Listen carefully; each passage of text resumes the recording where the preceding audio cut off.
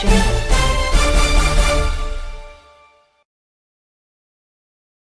afternoon. Here is the national news from BGI Television. First, the headlines. Investigation into police killing of Nigerian in Canada ongoing. FG. 52 Nigerian forex dealers who sold excess dollars to Dangote in EFCC net. Nigeria's economic situation can be better in 4 years. Obasanjo. Kanu demolition victims press criminal case against Governor Kwankwaso. Afenifere chieftain joins Ondo governorship race. On sports, I am willing to work with Super Eagles, but not as a manager. Mikel Obi. I am Morire Rabila Lawal. The news in detail. The federal government says the Canadian authorities have begun investigations into the killing of the 19-year-old Nigerian Afolabi Stephen. The deceased was killed by a trigger-happy policeman in Manitoba, Canada on December 31, 2023. The chairman of Nigerians in Diaspora Commission, Abike Dabiri Erewa, made the disclosure in a condolence message issued by the Commission's Director of Media and Public Relations and Protocols, Abdurrahman Balogun. Dabiri Erewa promised the deceased family and Nigerians in Canada that the probe would be thorough and that justice would be served. We offer our deepest condolences to the family and friends of Afolabi and pray unto God to allow his gentle and innocent soul to rest in perfect peace. Though the details of Afolabi's death and other relative events are still hazy, and Winnipeg, Manitoba Police Department, in a statement posted on its website via winnipeg.ca, said its officers responded to a call about a young male who was acting erratically. The police claimed that upon arrival, effort to calm the young man proved abortive, which led to a discharge of firearm by them, which ultimately led to his death. Upon police arrival, they were confronted by an armed male. During this encounter, an officer discharged their firearm, striking the male. Officers provided immediate medical care and ensured the well-being of all other parties on the scene. Nobody else was injured.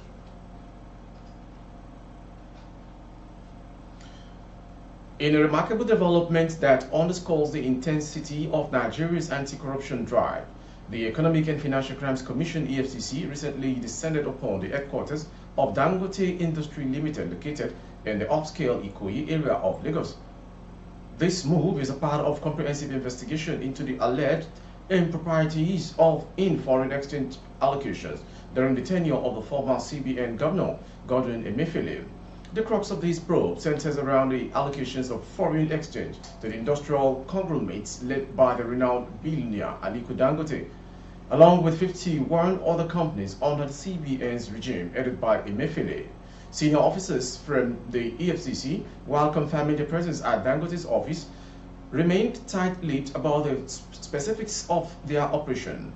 Earlier, the EFCC had issued directives to these 52 companies requiring them to furnish documentation that substantiates the allocation and utilization of foreign exchange received at official rates spanning the last decade. This directive specifically called for the submission of Form A and Form M, documents pivotal to tracing forex allocation from 2014 up to June 2023.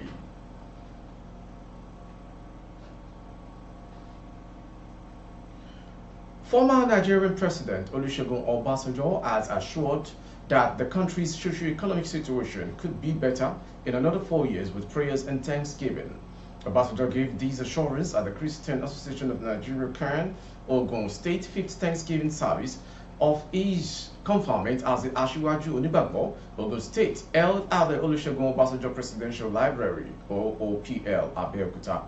In a release by Special Assistant on Media, Kehinde Akinyemi, the former president said that it was a clear indication that the socio-economic situations of the country are not in good state, adding, "But mercy has been with us, and if that is so, why should we not thank God?" That is our prayer, and that is why we must never stop thanking God. In all situations, give thanks to God. Obasanjo told the congregation, even as he bursted into a joyful song. The former president thanks brothers and sisters in the vineyard of gold for their continuous and persistent prayers for Nigeria.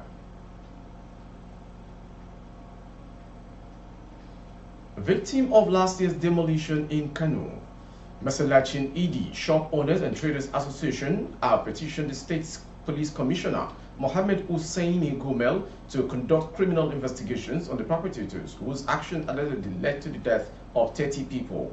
The group has accused the presidential candidate of the new Nigerian People's Party, NNPP, Rabi Musa Kwankwaso, Governor Alba Kibiru Yusuf, and the Secretary to the State Government, Abdullah Ibafa Bichi, of criminal conspiracy, theft, criminal misappropriation, and mischief contrary to the penal code laws of the state. The victims, who are owners and occupiers of about 6,000 shops demolished by the state government at its inception, said Kwankwaso had repeatedly mentioned over the media that when their party, the NNPP, comes to power, they will demolish the shops. The group, which earlier had an out-of-court settlement with the state government and is to be paid 3 billion naira, has since started receiving the agreed 1 billion naira monthly for 3 months based on the available statements. Through their lawyer Maruf Yakase, who read the petition to newsmen in Kano yesterday, which was signed by the chairman of the group, Awalu Saidu Umar, and Secretary Ibrahim Sanusi Sadisu Inyas, said, for prosperity and posterity, the law has to take its course in dealing with the situation. Subsequently, NNPP emerged as the winner of the election, and His Excellency Engineer Abba Kabir Yusuf was sworn in as the governor of Kano State on 29 May 2023. Unfortunately, even before cabinet members were nominated and appointed, H.E. Abba Kabir Yusuf formed a committee with the sole responsibility of carrying out the demolition exercise.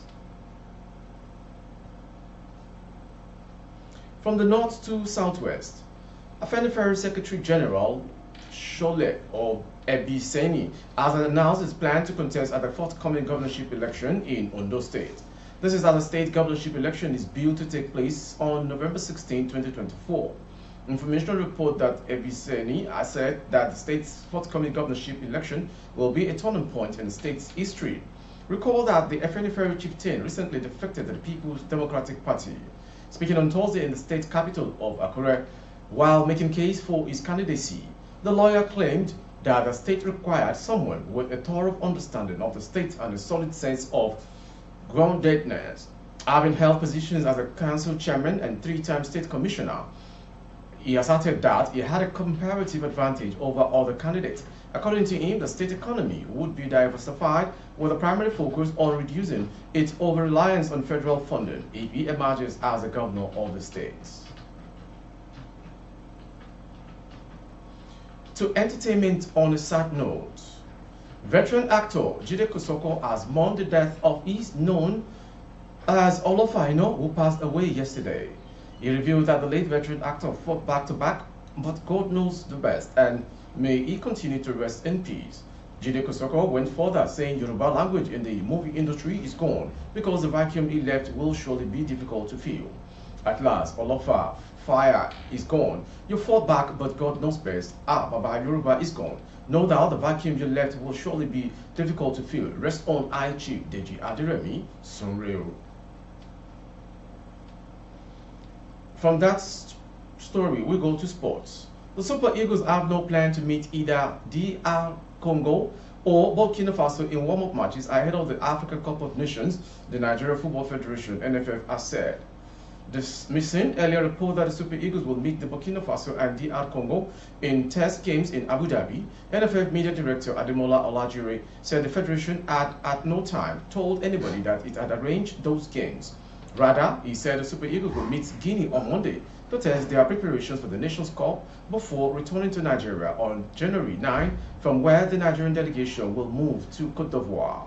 The Super Eagles had 2 training sessions yesterday, but the sessions were closed to the media for strategic reasons. Camp sources said all the players picked for the Africa Cup of Nations have arrived in the team's Abu Dhabi camp, except for the injured Kelechi Iheanacho, who will join the squad later. To the second sports story, former Nigerian international Mikel Obi has expressed his desire to work with the Super Eagles as a mediator that will fix things from the top. Mikel made this known in an interview said where he stated that he wouldn't love to work as a manager because he won't accept the idea of being sacked. I would love to get involved with the Super Eagles, but not as manager. I don't want to get sacked. I don't think I can handle that very well. I want to be involved with the national team as someone trying to fix the problems from the top. If it means to be a mediator between the players and the NFF to make sure things are run properly and are the right people managing, and what we should do together to make sure that we succeed. With our sports story, we've come to the end of today's national news. Before we go, some headlines. Investigation into police killing of Nigerian in Canada ongoing. FG. 52 Nigerian forex dollar dealers who sold excess dollar to Dangote in EFCC nets.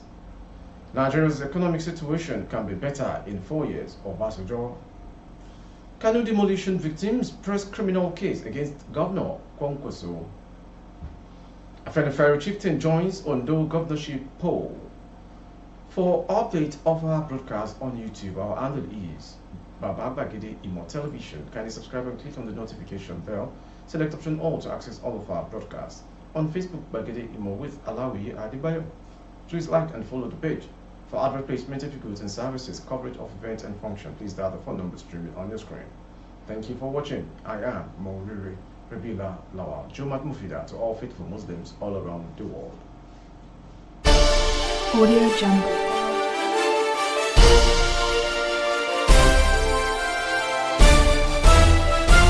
Audio Jungle.